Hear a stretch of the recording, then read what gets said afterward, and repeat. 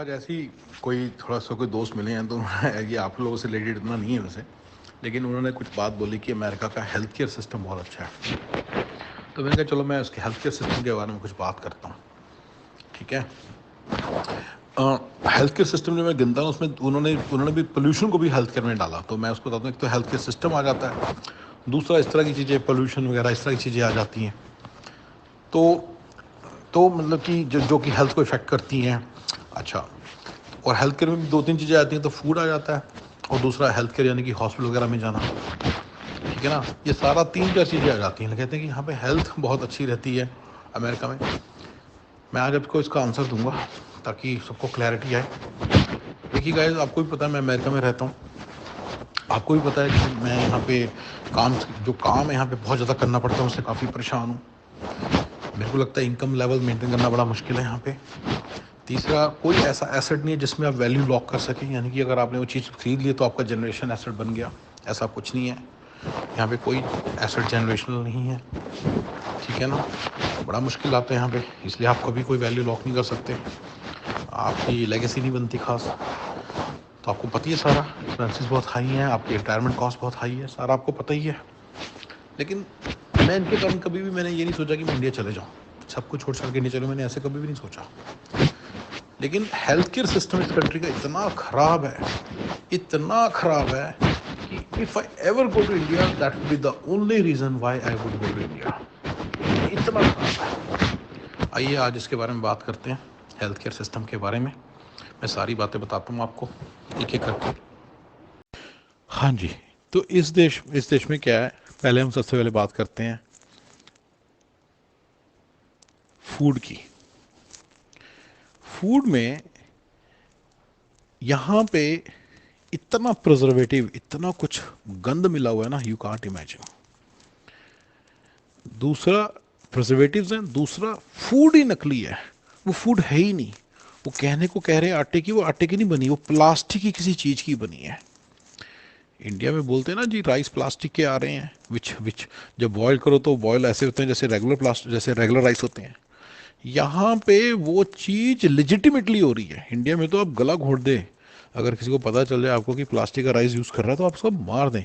यहाँ तो कुछ भी नहीं कर सकते, लेजिटिमेटली हो रहा है। जो ब्रेड है, आपको पता है कि ब्रेड नकली चीज़ों की बनती है इंडिया में, तो बड़ा लोग उसको बड़ा लानते देते हैं। बन रही है ठीक है, लेकिन फिर भी वो रॉन्ग में तो आता है। यहाँ तो लीगली हो रहा है। सबवे की ब्रेड जो है, चिपोतले के जो चावल हैं, सब मैंने पहले जो एग्जांपल दिया वो चिपोतले के चावल का था। सबवे की जो ब्रेड है वो एक पेपर की तरह लगती है, मुंह में जब डालोगे आपको ऐसे लगेगा जैसे आपने पेपर खाया है, क्योंकि वो है ही वैसी। आप ये ऑनलाइन सर्च मार सकते हो। वॉलमार्ट में जो 100 ब्रेड्स मिलती हैं, लेट्स से 25 ब्रेड्स मिलती हैं मान लो, तो उनमें से जो 20 ब्रेड्स हैं वो नकली चीज़ों से बनी है। लेजिटिमेटली लीगली हो रहा है ये सारा, ये लीगली हो रहा है। कॉस्को का जो दूध है, जो ऑर्गेनिक मिल्क आता है, रेगुलर मिल्क है या ऑर्गेनिक मिल्क है, मेरी समझ के बाहर है कि ये 3 हफ्ते कैसे चलता है। फ्रिज में डाल दो, कोई मुझे क्या बोलते बोलते पैस्चराइज होता है। इंडिया में भी तो जो पैकेट होता है पैस्चराइज होता है, अगर आप उसको खोल दो तो एक दिन से ज़्यादा चलता ही नहीं है। ना भी खोलो तो भी 2 तीन दिन से ज़्यादा थोड़ी चलता, अगर फ्रिज में पड़ा रहे तो आपको पता ही फट जाता है। तो ये कैसा है कि सील्ड है चाहे नहीं सील्ड है तो अलग बात है, या अगर अनसील्ड भी है तो 3 हफ्ते कैसे चलता है, क्योंकि इसमें प्रिजर्वेटिव मिले हुए हैं। ये ऑर्गेनिक नहीं है, ये सिर्फ एक झूठी बात है कि ये ऑर्गेनिक है। फूड का यहाँ पे इतना बुरा हाल है। देखिए जो चीज़ें कह के गंद बेच रहे हैं, ड्रिंक लिकर, वो तो स्मोक तो चलो छोड़ दो उसको, जो चीज़ें कह रहे हैं हेल्दी है वो हेल्दी है ही नहीं। जिस चीज़ के बाहर लिखा है ना कि नेचुरल हेल्दी, वो कैसे है, ना नेचुरल है ना ये हेल्दी है ना ये फ्रेश है। फ्रेश नेचुरल हेल्दी लिखा हुआ है सारे जूसेस के बाहर। जूस ओरिजिनल जो जूस है घर में निकालो, इसका टेस्ट इतना अलग है। ये ट्रोपिकाना का जूस का टेस्ट ही अलग है क्योंकि इसमें प्रिजर्वेटिव्स मिले हुए हैं। जूस तो आप फ्रिज में रखो, एक दिन से ज़्यादा चलता ही नहीं है, 2 दिन से ज़्यादा चलता ही नहीं अगर आपने घर में निकाला है। ये ट्रोपिकाना का जो जूस है 7-7 दिन कैसे चलता रहता है, क्योंकि इसमें प्रिजर्वेटिव्स मिले हुए हैं। ऑर्गेनिक जूस जो इनका है वो भी तो चलता है। तो ये सारी चीज़ मिला के यहाँ पे जो फूड है ना उसकी क्वालिटी बहुत ही ख़राब है। मैं आपको एक बात बताता हूँ, कॉस्को से मिल्क लाए थे, ऑर्गेनिक मिल्क। मैंने ना उसको ऐसी ज़मीन पे फेंक दिया बाहर, उस पर कोई कीड़े नहीं आए, कोई कुछ नहीं आया, ना वो दूध सड़ा। उसका रंग जो जब वो सूखा ना बिल्कुल चिट्टा था, बिल्कुल सफ़ेद था, जैसे सफ़ेदी होती है। उसमें नकली रंग है, नकली वो खाना है, ना उस पर कीड़े आते हैं, ना वो रॉट होता है। ये बिल्कुल वो एक शेल्फ लाइफ इंक्रीज करने के हिसाब से तो बिल्कुल परफेक्ट बना दिया इन्होंने, लेकिन बेसिकली खाने पीने के हिसाब से वो बिल्कुल एक जहर है। दूसरी चीज़, आप चीज़ के जो आते हैं ना, ये चेदर चीज़ के आते हैं जिनसे सैंडविचेस बनाते हैं बच्चों के लिए सुबह, ये अगर आप इसको बाहर रख दोगे ना, बाहर धूप में, ये ना सड़ेगा नहीं, इस पे कीड़े नहीं आएंगे, क्योंकि है ये प्लास्टिक। ये चीज़ थोड़ी है, मिल्क विल्क से थोड़ी बना है, तो किसी प्लास्टिक से बना है। ये सख्त हो जाता है, अपना कलर लूज नहीं करता, रॉट नहीं करता। ये ये वो हो जाता है, ये सख्त हो जाता है, बिल्कुल हार्ड हो जाता है, पत्थर की तरह हार्ड। इसकी बिल्कुल सिंपल प्रॉपर्टी है, गर्म करोगे तो पिघलेगा, सैंडविच में लगाओगे तो ये मुंह में जाके चबेगा, लेकिन अंदर जाके ये बिल्कुल, लेकिन इसको ये खाने ना इस तरह से बने होते हैं। इंडिया में भी होता है ना, नकली दूध आता है, उसको उसका खोया भी बन जाता है, उसको आप उबालो तो उबलता भी है, राइट। उसका दही भी बन जाता है, नकली मिल्क का बनता है ना। तो ये ऐसा सही नकली है, इसकी तीन चार चीज़ें सही हैं, लेकिन चौथी चीज़ इनकी सही नहीं होती, उससे पता चल जाता है कि नकली है, राइट। जो इंडिया वाला मिल्क होता है ना, उससे पनीर नहीं बनता, खोया नहीं बनता, वो कटता नहीं है। जो नकली मिल्क होता है, पर वो कोई बनाता नहीं है। टिपिकल तो लोग पीते हैं और दूध पीते हैं, और उसको और उससे कड़ी, उससे योगर्ट बना लेते हैं, दही बना लेते हैं, तो बस निकल जाता है वो, उबल के बाहर भी आता है अगर उबला वाला, लेकिन होता नकली मिल्क है। उसमें सारी प्रॉपर्टीज़ वैसी होती हैं जैसे कि वो असली मिल्क है, पर वो होता नकली है। उसमें उन्होंने डिटर्जेंट मिलाया होता है झाग के लिए। अगर आप जाएं तो जाके रेसिपी देख लेना कि इंडिया में कैसे नकली दूध बनता है, अमेरिका में भी वैसे ही बनता है।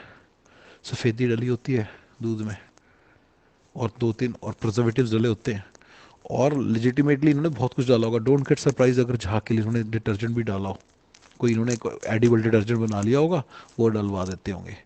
ये सारा का सारा पता है कैसे होता है, बड़े बड़े तौर पे पीछे से ही पहले रूल ही पास करवा लेते हैं, लॉ को ही। ये सबसे पहले जो जो फूड प्रोडक्ट की कंपनी है ना, वो इतनी बड़ी बड़ी कंपनी है, वो सबसे पहले जाके वो लॉ पास करवा लेती है कि जो हम कर रहे हैं ठीक है।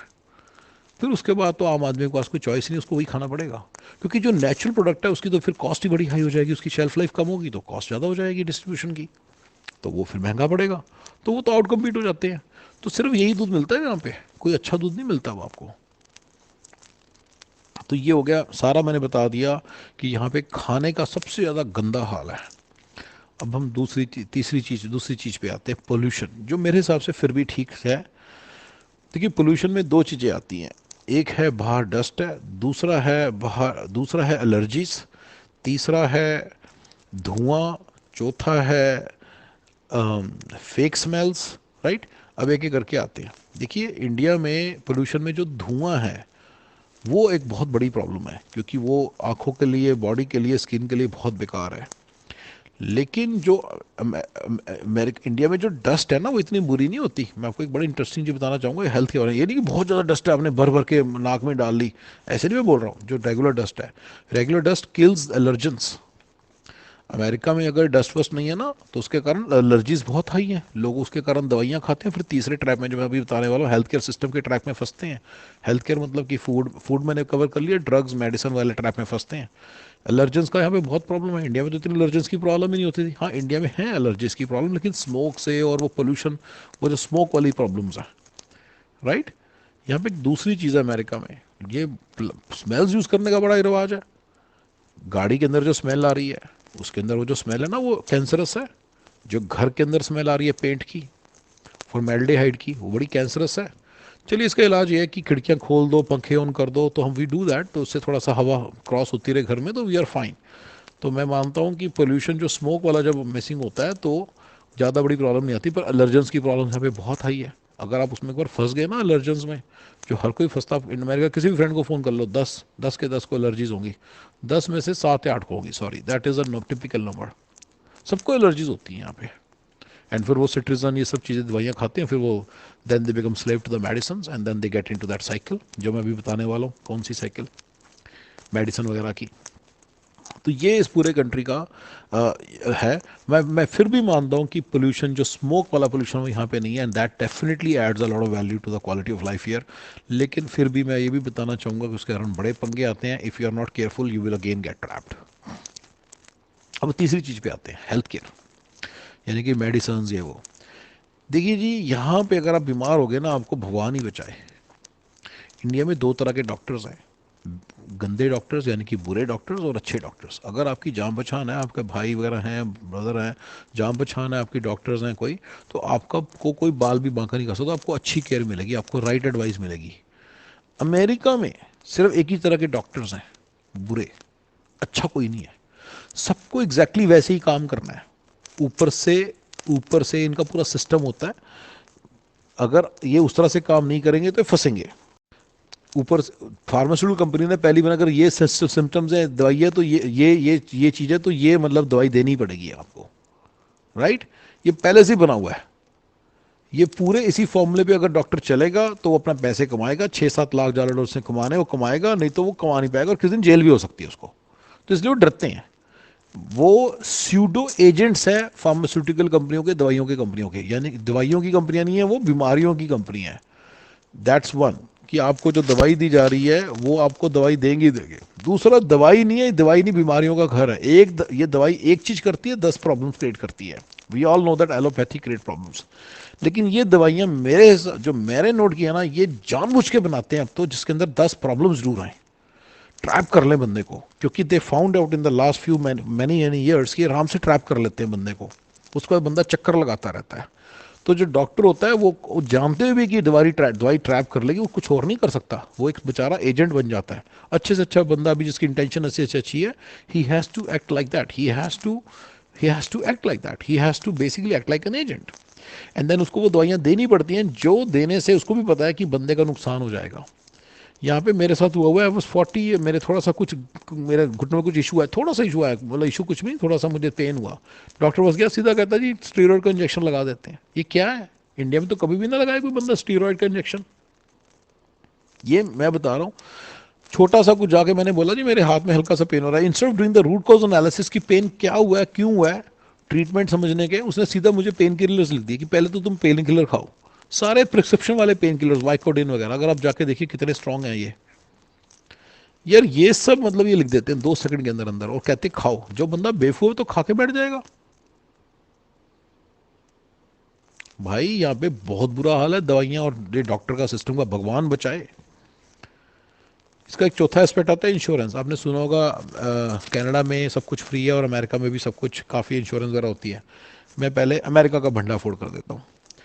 देखिए अमेरिका में क्या होता है कि आपको इंश्योरेंस मिलती है एम्प्लॉयर से। अगर आपको इंश्योरेंस खुद की लेनी पड़ जाए, which is around $2,500 for the full family, it's very expensive.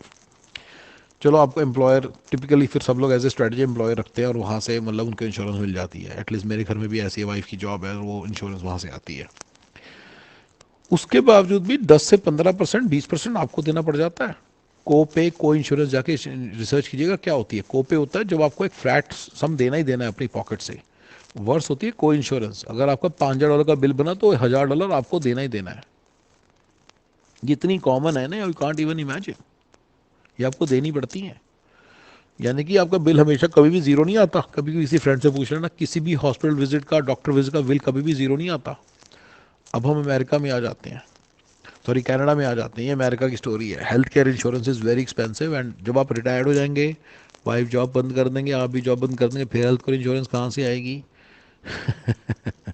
फिर ये वो वाली इंश्योरेंस किक इन कर जाएगी जो कनाडा वाली है। 65 से ऊपर आपको फ्री मिलती है इंश्योरेंस, और अगर आप गरीब हैं, 39K से नीचे अर्निंग है, तो आपको फ्री मिलती है। May 22 का रूल जो भी है देख लेना, इसको FPL बोलते हैं, फेडरल पॉवर्टी लिमिट। अगर आप उससे नीचे हैं तो आपको फ्री मिलेगी। जब आपको फ्री मिलती है, कनाडा की फ्री इंश्योरेंस जैसी है, तो अब हम उसकी बात करते हैं। देखिए कनाडा की जो फ्री इंश्योरेंस है ना, अगर आपने बोला कि भाई मेरे जरा दांत में दर्द हो रहा है, तो 2 महीने बाद की वेट होती है, ये नहीं होता इमीडिएटली। अगर देखिए अमेरिका में भी कनाडा में भी अर्जेंसी है, इमीडिएटली केयर मिलेगी। लेकिन प्लीज़ रिमेंबर, वो ट्रैप करने वाली केयर मिलेगी। ये नहीं है कि आप अनट्रैप्ड रहेंगे। ट्रैप थोड़ा उस वक्त अर्जेंसी है ना, धड़ धड़ इंजेक्शन लगा देंगे आपको बिना पूछे, किसी भी चीज़ के इंजेक्शन होंगे, वो सारी ट्रैप करने वाली होंगी दवाइयाँ। चलिए अब वापस आते हैं, जब 2-2 महीने की वेट मिलती है, तो आपको ऑस्ट्रेलिया में भी जो फ्री हेल्थ केयर है, कनाडा में भी जहाँ पे कहने को फ्री हेल्थ केयर है, और अमेरिका में भी 65 से ऊपर फ्री हेल्थ केयर है, और गरीब लोगों को फ्री हेल्थ केयर है। इन सब के अंदर एक कॉमन चीज़ है, 6-6 महीने बाद की वेट मिलती है। आप बोलोगे यार मेरे को ना लग रहा है मेरे ना यहाँ पे कुछ प्रॉब्लम है, इमरजेंसी नहीं है ना, 6 महीने की वेट है। तो इन सभी जगहों पे लोग सप्लीमेंट्री इंश्योरेंस लेके रखते हैं, जो लोग थोड़े से भी पैसे वाले, आईटी वालों से ऊपर। आईटी वाले कभी कभी रखते, कई बार नहीं रखते। सप्लीमेंट्री इंश्योरेंस बड़ी महंगी होती है, तो सप्लीमेंट्री इंश्योरेंस रखनी पड़ती है इन जगहों पे। उसमें मिलती है इमीडिएट।